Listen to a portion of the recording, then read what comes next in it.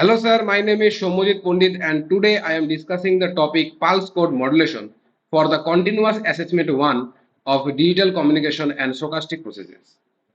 At first, let's discuss what is pulse code modulation or PCM. Pulse code modulation is a fundamental digital modulation technique used to convert an analog signal into a digital bit stream. It is widely used in telephony, audio recording, and a digital transmission system. In this pulse code modulation or PCM, the continuous time analog signal is first sampled at a irregular interval, then quantized into the discrete amplitude level, and finally encoded into binary form.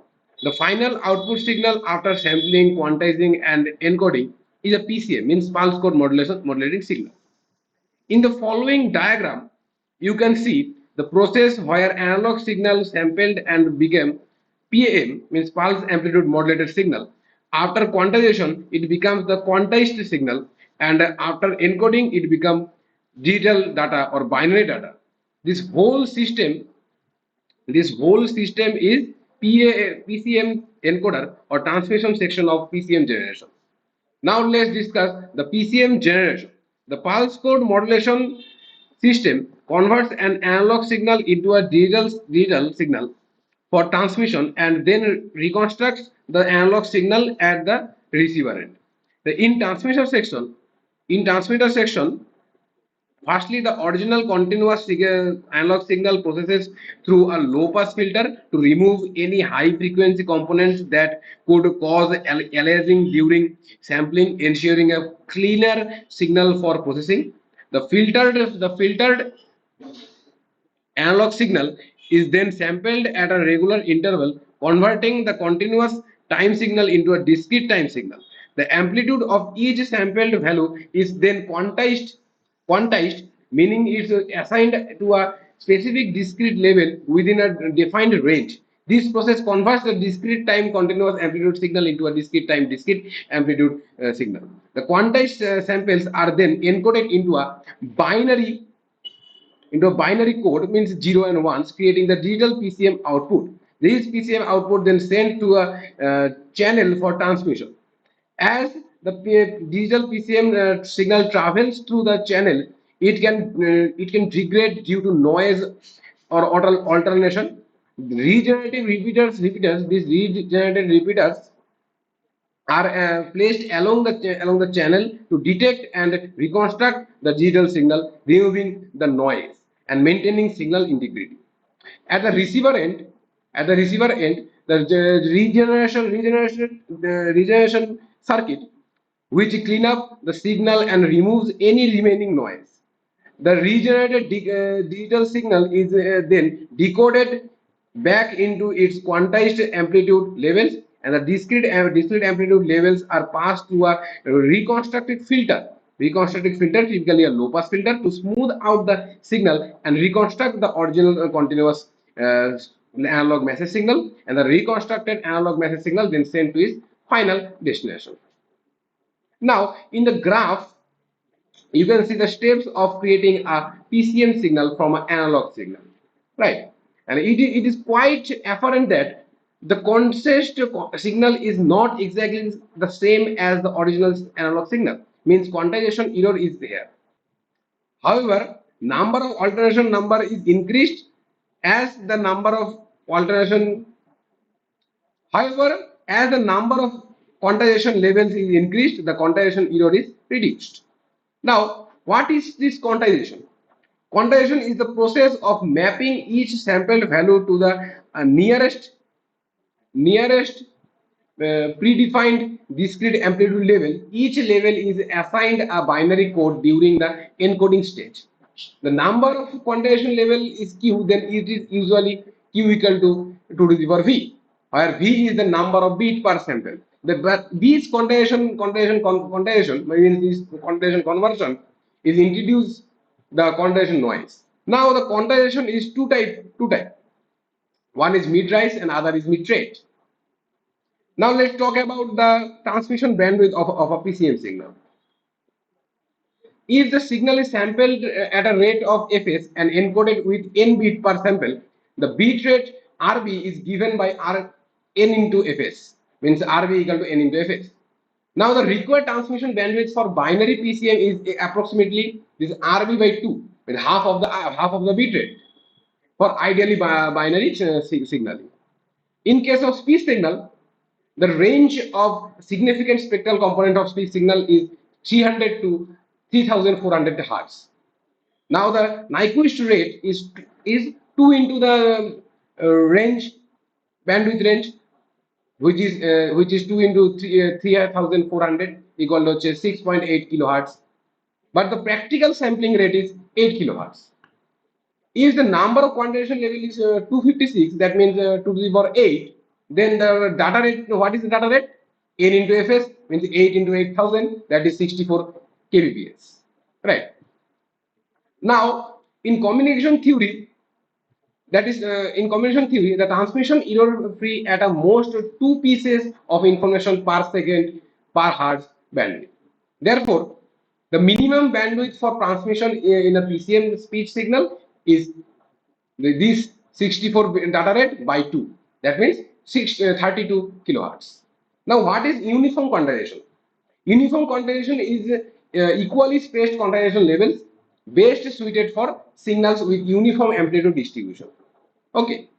Now let's discuss about the quantization error or the quantization noise. The quantization noise is difference between the actual sampled value and the quantized value. For uniform quantization, the maximum error magnitude is half of the step size. Del by 2. Step size is del. Now, what is this step size? The step size is the difference between adjacent quantization levels for a full scale peak to peak voltage VPP and quantization level L. The step size delta is VPP by L, or you can say A by L. Now, if you represent this amplitude into half of the amplitude, 2x x max, but 2x, then it will be 2x by L, or if you represent this quantization level in Q, then it will become 2x x by Q, right? That we will use in later. Now, we have obtained that the quantization noise epsilon max, the maximum quantization noise is del by 2. That means the quantization noise is ranged between minus del by 2 to del by 2. Okay. So we can obtain the PDF of this quantization error.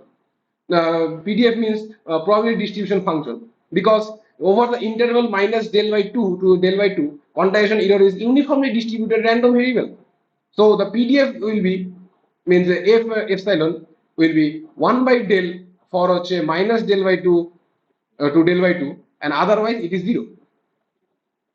Now let's obtain the equation of signal to quantization noise ratio, that means SQNR. The SQNR is represented as normalized signal power by normalized noise power.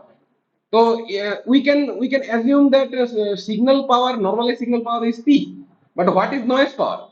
Noise power is given by V noise square by R, V square by R typically. Now what is this V square by R?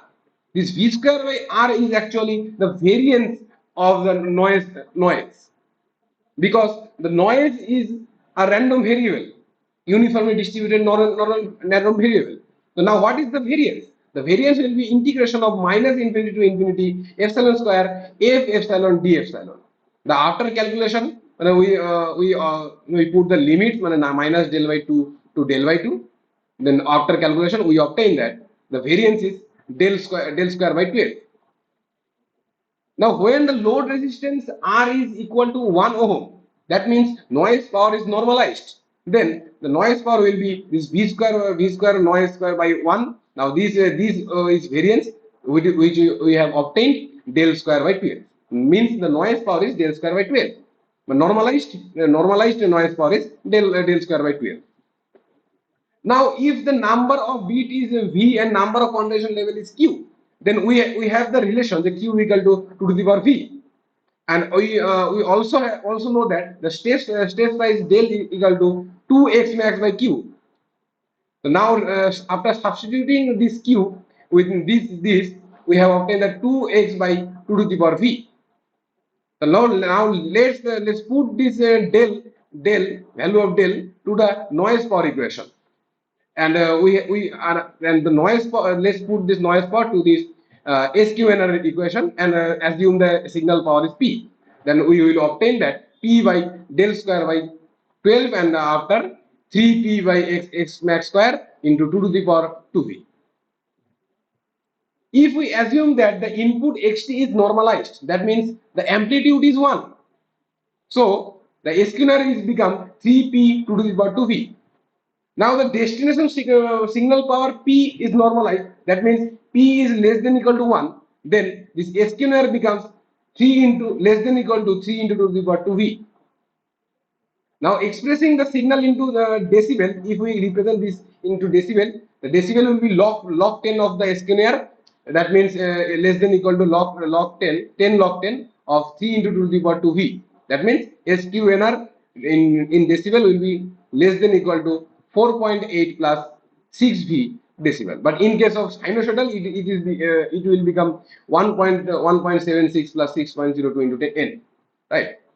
Not this. Now here is a numerical problem where is given a PCM system samples signal at Fs, which Fs equal to 8 kilohertz, and using 8-bit quantization. That means we have sample rate and beat number. Now if we calculate the bit rate is simply NFS, means 8 into 8000. That means 64 kbps. And SQNR the for sinusoidal signal, it is 1.76 plus 6.02 into 10n, and now it is becoming this, and after calculation we have obtained 49.92 decibel.